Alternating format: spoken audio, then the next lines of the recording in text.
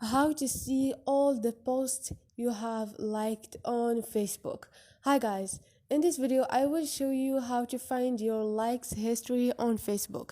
It's so easy and quick, so let's start. First thing, go to your Facebook app and here click on those three lines up there and click on the setting icon beside the search icon. Scroll down and click on your time on Facebook. Now click on see your time. Click on it and click on activity log. Click on see your activity log, scroll down and here click on interaction, which is like, reaction, comments and more.